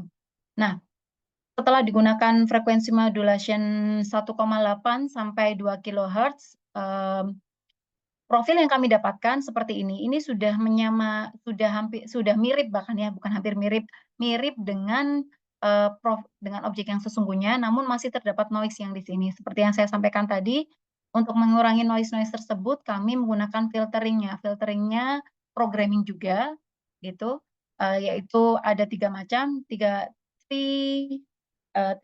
multiple tree moving average filter. Yang pertama, kemudian menggunakan 3x3 media filter, hasilnya masih ada blurnya. Kemudian yang terakhir adalah menggunakan median filter untuk sumbu X. Nah, di sini gambarnya lebih clear dibandingkan gambar B dan gambar C. Jadi untuk mendapatkan profil yang jelas gitu, disarankan FMCW system ini menggunakan frequency modulation di rentang frekuensi modulation 1,8 kHz, nanti akan mendapatkan profilnya pada waktu 22,6 second, dan number of acquired datanya yaitu sebesar 600 poin. Semakin besar poin yang diamati itu memang membutuhkan waktu yang lebih lama. Gitu. Nah, aplikasinya seperti yang saya sampaikan tadi, banyak sekali di industri juga bisa, di kulit bisa, untuk keamanan mata bisa, dan untuk biologi juga bisa. Baik, terima kasih Mas Gilang atas waktunya. Saya kembalikan pada Mas Gilang Ya, lagi. siap. Terima kasih Bu Rini. Mungkin sekarang kita masuk ke sesi tanya jawab. Silakan Bapak Ibu ada pertanyaan, bisa langsung ataupun melalui chat room.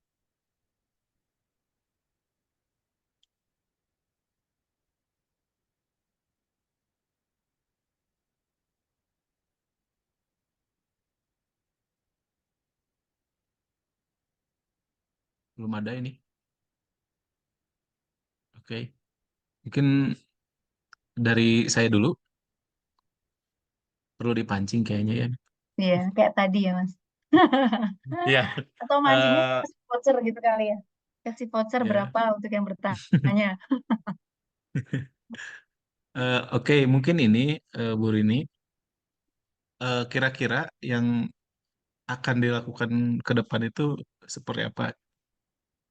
Jadi yang dilakukan ke depan itu kan kalau tadi kan materialnya masih logam ya Mas. Objeknya kan masih logam, kemudian piranti elektronik yang bahannya dari plastik ya.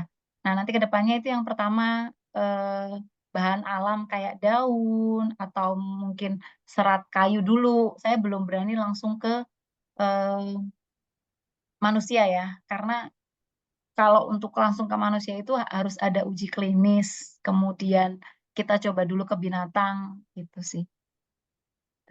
Ya, Jadi yang ya. pertama yang dilakukan itu merubah objek dulu. Nah, merubah objek ini kemungkinan merubah rentang frekuensi Modulasi modulasinya ya. juga. Iya. Ya, ya. Kalau alatnya sudah ada Bu, Nah, alatnya ini di kita. di kita saya kemarin itu ketika ada kegiatan itu sudah ada balance detector sudah gitu, Vixel sudah. Tapi ada yang belum ada itu di bagian apa ya tadi? Untuk mengurangi efek non-linearity-nya itu sih. yang belum ada Mas di kita. Oh iya, iya.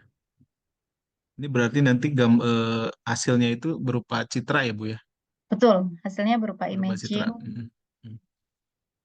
Itu Excel ada dulu sih nilai, Mas, data Excel dulu, baru nanti pakai oke. program image. Hmm. Ada nilai misalkan di situ ada apa itu namanya? Ada bentolan ya dikit gitu aja, seukuran mikro aja. Itu selain bisa ditentukan posisinya di mana, bisa juga ditentukan langsung keluar ketebalannya berapa sih dari benjolan itu. Makanya saya tadi menyampaikan bahwa kalau untuk mengukur melasma ini sekaligus bisa menunjukkan melasma itu ada di titik berapa di wajah kita, sekaligus bisa menampilkan ketebalan dari melasmanya berapa. Baik, baik. Kemudian ini, alhamdulillah ada pertanyaan dari Alhamdulillah buat Mas Gilang ya. Bentar buat saya jangan-jangan. dari Bapak Alan Muhazir ya.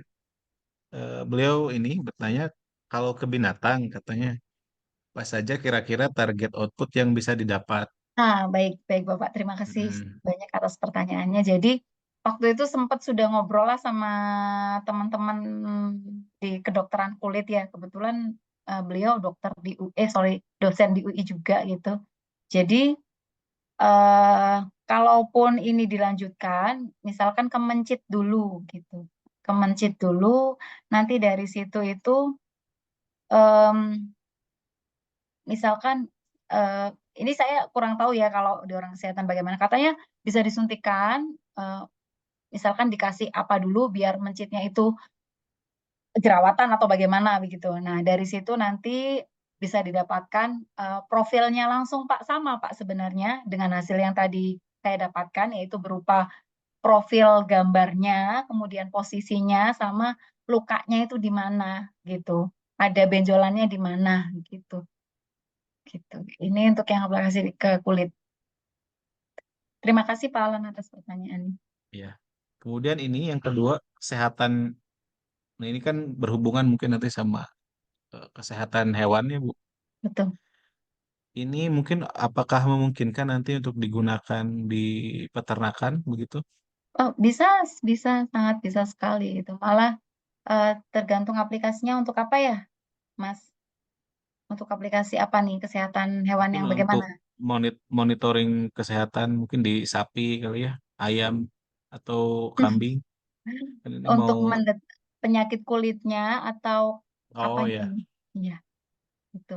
Kalau yang untuk kasat mata misalkan bagian dalam ya, ini agak kayaknya susah ya gitu. Karena kalau bagian dalam itu kan harus misalkan kayak endoskopi dimasukkan dulu gitu kan gitu.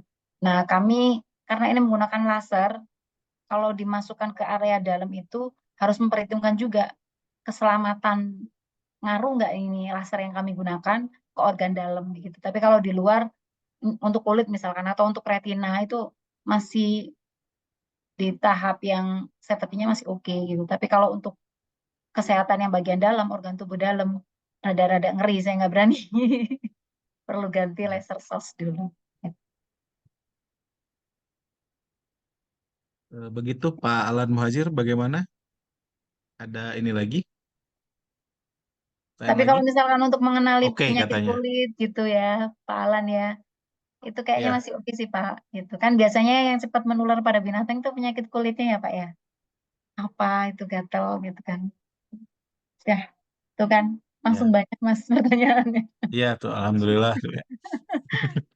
Ini ada kemudian dari Pak Rahman, apakah ada perlakuan khusus untuk sampel transparan atau semi Hmm, transparan? baik, Mungkin baik. untuk ubur-ubur ya kalau hewan tuh.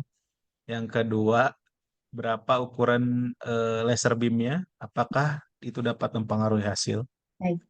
Baik, baik. Terima kasih Pak Rahman atas pertanyaannya. Jadi kalau untuk sampel transparan, sampel transparan itu yang baru kami gunakan bahannya dari plastik ya Pak. Belum pernah Hmm. yang bahan biologi. Kalau dari plastik tidak butuh treatment apapun Pak. Jadi bisa langsung digunakan gitu. Namun, nah yang untuk daun itu sudah pernah kami lakukan, itu pun tidak butuh treatment apapun, langsung bisa dipakai, objeknya langsung ditaruh di eh, bawah laser. Nah, untuk ukuran beam lasernya sangat kecil sekali, Pak. Sejarum, titik jarum itu loh, Pak. Titiknya pensil yang kita dan itu pun tidak terlihat ya, nggak terlihat oleh mata. Jadi kita tahu ada beam laser di situ kalau pakai card detector gitu. Karena ini memang bukan cahaya tampak gitu. Tidak akan mempengaruhi hasilnya, Pak, aman. Apakah ada jarak minimum maksimum dari targetnya? Betul, Pak Riza. Ada. Sampai saya baca sendiri, Mas. Iya, nggak apa-apa, Bu. Sekalian. Nih, oke. Udah berarti ya. Ini ada lagi pertanyaan? Oh ya, jarak minimum dan maksimumnya itu tergantung pada satu area yang akan diamati. Kalau penelitian saya ini kan baru di luasan 201 kali 201. Semakin pendek area yang kita amati, kita tidak perlu mengangkat galvanoscannernya tinggi-tinggi. Misalkan cuma 50 kali 50 gitu. Itu jarak akan mempengaruhi jarak minimum dan maksimumnya. Ini berpengaruh di lengannya tadi, Pak. Berpengaruh di panjang lengan yang ditentukan, sehingga nanti berpengaruh ke bit frekuensinya juga, berpengaruh juga nanti dari spektrum yang dihasilkan. Gitu. Ya, gitu. Ada lagi? Mungkin dari teman-teman semua? Kalau nggak ada, mungkin terakhir Bu, dari saya. Silakan. Eh, ini ukuran yang terkecil gitu, yang bisa dibuat 3D profilingnya itu berapa? Apakah bisa seukuran bakteri gitu atau virus begitu? Kalau bakteri atau virus itu kan kecil banget ya, gitu. Saya kalau untuk mengenali bakteri atau virus ini berarti, ini logika saya saja sih Mas, berarti satu, eh, mungkin kalau nah bakteri virusnya ini ukurannya pasti kecil dong ya Mas ya, ya kan? Ya, mungkin Eh, ini ya, mikro ya, mikron Mikro, kalau masih skalanya. mikro masih bisa, gitu, bukan nano kan? Kalau nano itu udah Ya, nggak tahu lagi. Kalau mikro rasanya masih bisa, karena tadi spesial resolusinya kan sudah di mikro ya, 100 mikro tadi ya, kalau nggak ya. salah. Masih bisa. Tinggal saya tidak tahu, karena belum belum coba ya Mas. Kita harus nyoba dulu.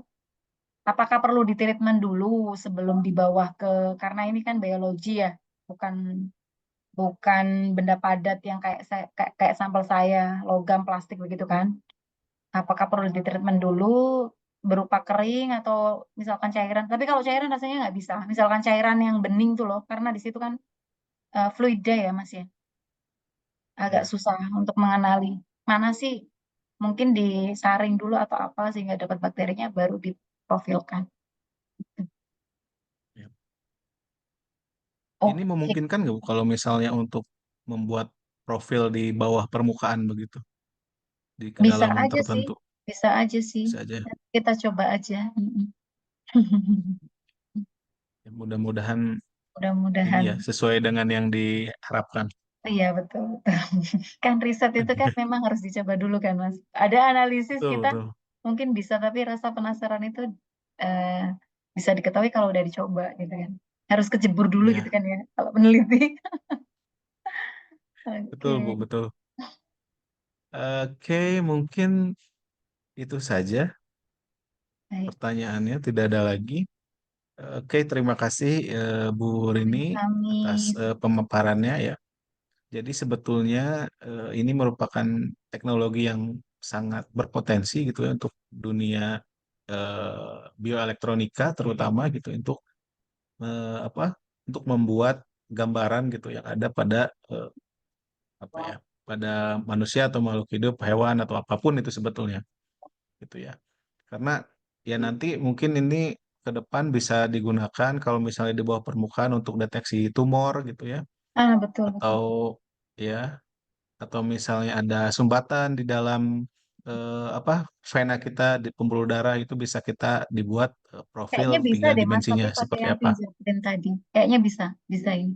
Ya, ya betul. Nah, nanti ya harapan kami semua ini bisa kita realisasikan ya di kelompok riset bioelektronika dan biosensing kami gitu ya. Mungkin dari teman-teman semua peserta ada yang ingin berkolaborasi pada kelompok riset kami sangat terbuka gitu silahkan. bisa menghubungi Bu Rini ya, Silakan. Atau menghubungi atau Pak Robert menghubungi saya sebagai pun ketua boleh, Pak KS Robert pun atau boleh Mas sebagai Gilang atau ya Pak mangga Yusuf. gitu ya. Ya, Anyone. gitu. Ya kita sangat terbuka gitu untuk berbagai peluang kolaborasi. Mungkin itu saja. Terima kasih Mbak Rini sekali lagi. Maaf Bu Nice. Rini sekali lagi. Panggil Ya, Mbak aja ya. oke. Saya serahkan kembali kepada MC Ibu Kristanti. Mangga.